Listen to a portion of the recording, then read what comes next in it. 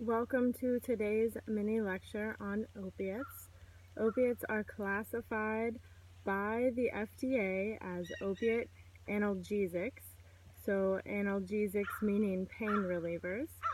Opiates are classified anywhere from Schedule 1, such as heroin, all the way down to Schedule 4, which would be classified more for the types of opiates that are commonly prescribed by physicians. So some common types of opiates would include things like heroin, opium, morphine, codeine, hydromorphine, oxycodone, Demerol, hydrocodone, and fentanyl, to name a few of the major hard-hitting opiates that are commonly known. There are also very many slang terms for opiates. A few of the slang terms that we are becoming aware of in this course are terms such as the big H, dope, gong, O, Chinese molasses, dreams, horse, mojo, white lady, and brown. If a person combines heroin with cocaine, the street name for that is often speedball, and sometimes the phrase hillbilly heroin is even used to describe things abused such as oxycodone. So, how are opiates used? Opiates can be used through injection. They can be smoked, snorted, or swallowed. It depends on what type of opiate a person is using and which method of delivery the user prefers to use. Most users report experiencing a pleasurable dreamy state in which their pain sensitivities are decreased. What happens is that breathing will slow, pupils will become dilated, what we would say as pinpointed, and the skin may become flush. When people choose to inject the substances into their body, the feeling of pleasure comes as a rush, whereas when a person snorts, smokes, or swallows the opiate, the effects occur more slowly and not as intensely. So the opiate would be experienced more like a drowsy pleasure versus a rush of pleasure when being injected. So some common side effects of taking opiates include nausea, vomiting, and constipation. Opiate overdose can be lethal in any form, regardless of which type of opiate is used and which method of delivery is used. It can cause a fatal overdose on the first time a person uses the substance or their hundredth time of using the substance. Animal studies have also shown that animals develop an increased tolerance to a specific amount of an opiate when given that amount of opiate at the same time in the same location over a period of time.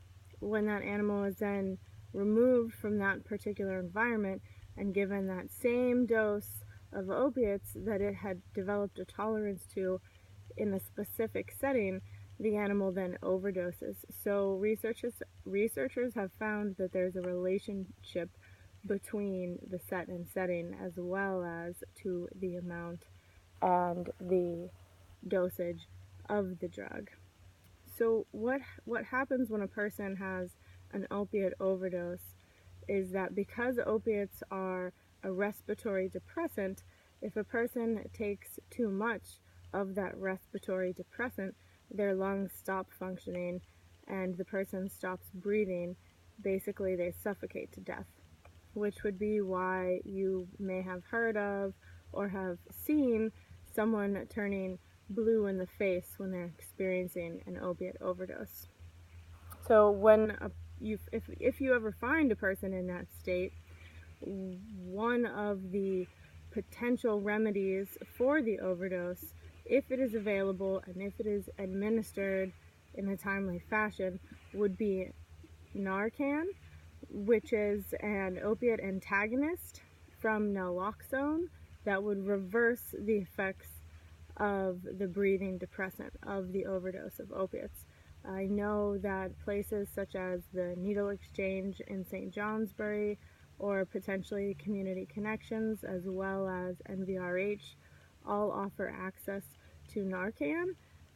It is readily available, so for people who know friends, family members who are at risk for overdose, having Narcan on hand is unfortunately, a wise choice to make, because it can save someone from fatal overdose versus just overdose and not actually dying.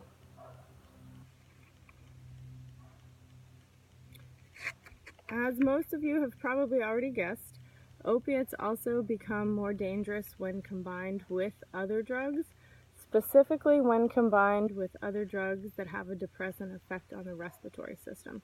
So drugs like alcohol, barbiturates, and benzodiazepines all also have depressive effects on the respiratory system. So when a person ingests those types of substances in conjunction with an opiate, they're increasing their likelihood of a fatal overdose. Contrary to popular belief, it is actually more dangerous to withdraw from alcohol or benzodiazepines than it is to withdraw from an opiate. A small little window here of history of opiates that I think is pertinent to understanding what the current state of our opiate crisis is that opiates have been around and have for longer than 5,000 years, but they've been used and abused for, in recordable history, 5,000 years, going back to the Sumerian, Assyrian, and Babylonian cultures. I'm going to pause the video here, and we will begin again in part 2 of opiates. Thank you.